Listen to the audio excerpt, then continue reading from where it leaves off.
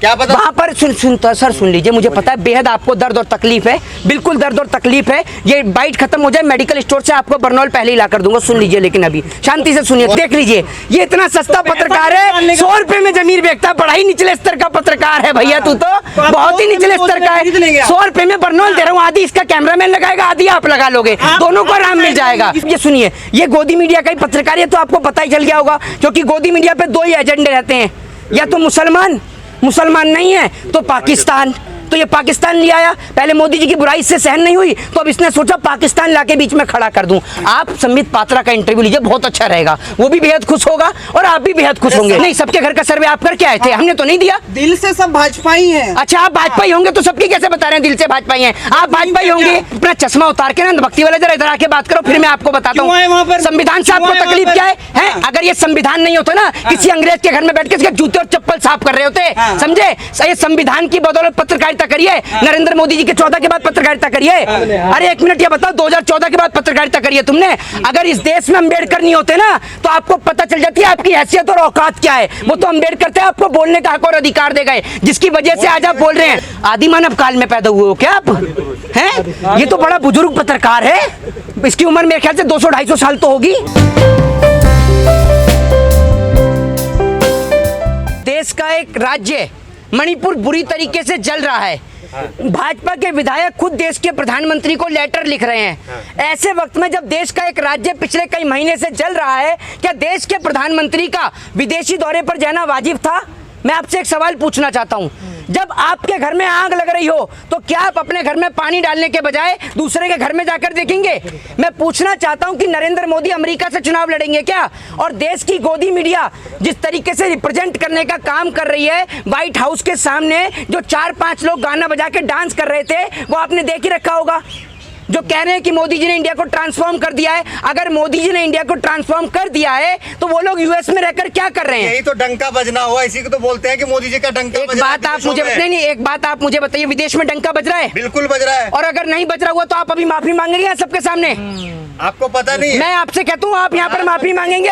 प्रधानमंत्री को बॉस कहा जाता है। बॉस कहा जाता है? कहा है ना, ऑस्ट्रेलिया के जो वहाँ के प्रधानमंत्री, उन्होंने कहा ना बॉस। नहीं, एक बात आप मुझे बताइए, एक बात मुझे बताइए, जिस तरीके से दिखाया जा रहा है वो लोग कह रहे हैं, सुन लीजिए, वो जो व्हाइट हाउस के बाहर जो गोदी मीडिया ने इंटरव्यू किया है, उसमें वो जो व्यक्ति है वो कह रहे हैं कि नरेंद्र मोदी जो हैं वो अमेरिका का, वो यूक्रेन का और रशिया का युद्ध रुकवा देंगे।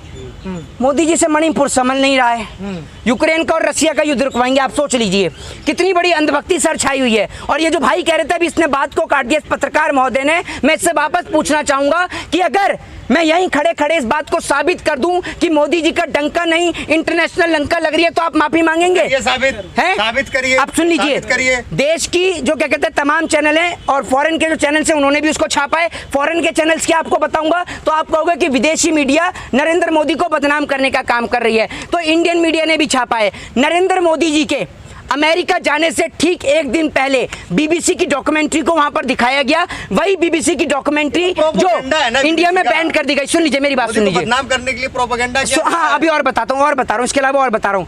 15 ऑर्गेनाइजेशन ने नरेंद्र मोदी जी के डिनर को लेकर जो बाइडेन को खत लिखा था कि नरेंद्र मोदी जी का डिनर कैंसिल किया जाए, कहिए प्रोपेगेंडा भी और गिनाऊंगा। 70 सांसदों ने जो बाइडेन को लेटर लिखा नरेंद्र मोदी जी को लेकर कि नरेंद्र मोदी जी से वो मानवाधिकार को लेकर भी बात करें। बोल दीजिए ये भी प्रोपेगेंडा है। 70 सांसदों ने लेटर लिखा है, 17 मेंबर ऑफ पार्लियामेंट्स ने, समझ गए, एमपीज ने। कहिए ये भी प्रोपेगेंडा है। और सुनते रहिए, अभी और बता रहा हूँ, सुनते जाइए। वहां पर पोस्टर्स लगाए गए, वहां पर सुन लीजिए, मुझे पता है बेहद आपको दर्द और तकलीफ है, बिल्कुल दर्द और तकलीफ है। ये बाइट खत्म हो जाए, मेडिकल स्टोर से आपको बर्नॉल पहले ही ला कर दूंगा। सुन लीजिए, लेकिन अभी शांति से सुनिए, थोड़ी देर नहीं, मेरे को जरूरत नहीं है, सबको पता है किसको जलन हो रही है। इतने सारे पत्रकार हैं, माइक देख के आप समझ रहे होंगे, लेकिन जलन एक ही पत्रकार को हो रही है। तो आप समझ लीजिए किसके आका है नरेंद्र मोदी जी, आप लोगों के तो नहीं है, ठीक है ना? निश्चित नहीं, आपके आका, मैंने सुन लीजिए मेरी बात सुनिए, आप मना मत करिए। क्या है, देश के पिता है, आपके पिताजी होंगे, देश के पिता नहीं है, ठीक है ना? इस देश में इतने सारे प्रधानमंत्री हुए हैं, कोई देश का पिता नहीं है, ठीक है ना? देश आपके पिताजी होंगे, आप मान ले तो मैं मान लेता हूँ आपके पिताजी हैं, देश के पिताजी नहीं। आप स्वयं के पिताजी बताइए उनको तो मैं मान लूंगा एक बार को, लेकिन देश के पिताजी मत बताइए। बात रही दूसरी की, कह रहे कि अमेरिका में वहां पोस्टर्स लगाए गए, मोदी नॉट वेलकम, ठीक है, देखा है आपने पोस्टर? नहीं देखा है? कांग्रेस ही ने लगाया है। ये लीजिए, वहां भी नेहरू जी लगा के गए हैं, आधी रात को नेहरू जी ने लगाए हैं। ठीक है, आप सुनते रहिए और सुनिए। एक व्यक्ति जिसका नाम अमिताभ मित्तल है, ठीक है, उसको रिप्रेजेंट किया गया ऐसे कि वो एक आम आदमी है, एक कॉमन मैन के तौर पर उसको रिप्रेजेंट किया गया, और वो कहता है इस तरीके से कि भाई मोदी जी ने जो भारत को जो है वो बदल दिया है, चेंज कर दिया है। पहले मैं उनसे पूछना चाहता हूँ कि माननीय अमिताभ मित्तल जी, अगर मोदी जी ने चेंज कर दिया है, इंडिया को बदल दिया है, इसका सिस्टम जो बदल दिया है, तो एक बात मुझे बताइए कि आप यूएस में रहकर क्या कर रहे हैं, भारत में बताइए। मोहित शर्मा, सवाल ये इसको है बड़ी कि तकलीफ है भाई। बड़े भाई आप क्या चाहते हैं? उसके जो सीईओ है वो क्या पसंद कर रहे हैं? बड़े भैया मैं कह रहा हूँ, अगर किसी का कोई एक मिनट, मैं कह रहा हूँ सुनिए, इनको बहुत तकलीफ है, ये मोदी जी की बुराई सुन भी नहीं रहे हैं। एक काम करिए, पहले एक मिनट जाइए, किसी का अगर कोई किसी का कैमरामैन खाली हो ना, किसी का कैमरामैन खाली हो, भैया बर्नौल लगा लो, अरे बर्नौल लेके लगा लो। राहुल गांधी का चमचागिरी करेंगे, कब तक ये लीजिए, ये लीजिए, पत्रकारों को घूस दे रहे हैं। मेरी बात सुनिए, पत्रकारों को घूस नहीं दे रहा हूँ, आपको इतनी तकलीफ है, आपको इतनी तकलीफ है, इतनी तकलीफ है इस मेरे भाई को, इतनी तकलीफ है। ये लीजिए 100 रुपए में, मतलब ये लीजिए, देख लीजिए, ये इतना सस्ता पत्रकार है, 100 रुपए में जमीर बेचता, बड़ा ही निचले स्तर का पत्रकार है भैया, तू तो बहुत ही निचले स्तर का है। 100 रुपए में बर्नौल दे रहा हूँ, आधी इसका कैमरामैन लगाएगा, आधी आप लगा लोगे, दोनों को आराम मिल जाएगा। सुन लीजिए, ये सुन तो लीजिए, मैं थोड़ी बता रहा हूँ अपनी, अब मैं अपनी बता रहा हूँ तो समझ में भी आई है। ये भैया ये मोदी जी के मोदी नॉट वेलकम के वहाँ पोस्टर लगे हैं। अब बात कर रहे थे अमिताभ मित्तल की, अब ये देख लीजिए, कार्यकर्ता ने लगाया होगा। अरे भाई इसमें कोई शक थोड़ी है। वो जो 70 सांसद है वो भी वहाँ कांग्रेस के ही होंगे, क्या पता उनके विचार से। वो जो 15 ऑर्गेनाइजेशन है वो भी कांग्रेस की होंगी, कांग्रेस विचार के हों। अच्छा भाई बहुत, ये देखिए पूरी दुनिया मोदी के साथ आपकी कोई दवाई नहीं है, मैं आपको जाते वक्त स्पेशल बर्नौल ला के दूंगा हाई क्वालिटी की, जो लगाएं और लगा के आप सोएं, क्योंकि गर्मी का दिन है, जलन ज्यादा हो रही है इन्हें, इसलिए बर्नौल दूंगा, तब इनको आराम पड़ेगा थोड़ा सा। सुन लीजिए, हाँ विकास हो गया, देखा नहीं आपने? पहले आप ये देखिए, पहले जो है नवाज शरीफ को नहीं बुलाया गया, लेकिन मोदी को बुलाया जा रहा है। इमरान खान को नहीं बुलाया, देखिए, ये देखिए, अब तक तो देखिए, अब तक हाँ, अब तक तो सुन लीजिए, अब तक तो मेरी बात सुनिए, मेरी बात सुन लीजिए भाई, मैं बता रहा हूँ, एक मिनट रुक जाइए, आप सुन लीजिए। अब तक तो मैं आपसे ऐसी समझ रहा था, अब देखिए नवाज शरीफ जेल के अंदर है, इन्हें ये नहीं पता है कि पाकिस्तान के अंदर कौन प्रधान क्या है। मुसलमानों के नाम एक जैसे होते हैं ना, तो अच्छा मुसलमानों के नाम एक जैसे होते हैं। अब ये सुनिए, ये गोदी मीडिया का ही पत्रकार है, तो आपको पता ही चल गया होगा, क्योंकि गोदी मीडिया पे 2 ही एजेंडे रहते हैं, या तो मुसलमान नहीं है तो पाकिस्तान। तो ये पाकिस्तान ले आया, पहले मोदी जी की बुराई से सहन नहीं हुई, तो अब इसने सोचा पाकिस्तान लाके बीच में खड़ा कर दूं। आप संबित पात्रा का इंटरव्यू लीजिए, बहुत अच्छा रहेगा, वो भी बेहद खुश होगा और आप भी बेहद खुश होंगे। संबित पात्रा के सामने आप 1 मिनट नहीं टिक पाएंगे। अच्छा हाँ, तो इतना ज्ञान आपके पास नहीं है। बिल्कुल सही बात है, वो समुंदर है। हाँ तो समुद्र है, उसमें आप भी तो समुद्र से पढ़े लिखे, ये सारे एक ही क्वालिटी के हैं। एक वो वसूली चौधरी तिहाड़ रिटर्न, वो आपके गुरु होंगे, आपके गुरु हैं वसूली चौधरी तिहाड़ रिटर्न, और नैनो चिप वाली आंटी भी आपकी दोस्त होंगी, बड़ा अच्छा संबंध है आप लोगों का। ये आप उनके शिष्य हैं, है ना? तो ये देख लीजिए, हाँ ये कह रहे हैं उनके शिष्य हैं, तो मैं आपको बता दूं, ये हाँ वो राष्ट्रभक्त हैं, ये देशद्रोही हैं। आप देशद्रोही हैं, चौथा स्तंभ है वो, तो आप एक मिनट सुन लीजिए, मेरी बात सुन लीजिए, एक मिनट, वो चौथे स्तंभ है, आप क्या है? आप क्या है? दलाली स्तंभ, गोदी मीडिया के स्तंभ, पेट भरने वाले, क्या है आप? कौन से स्तंभ है जरा बताइए?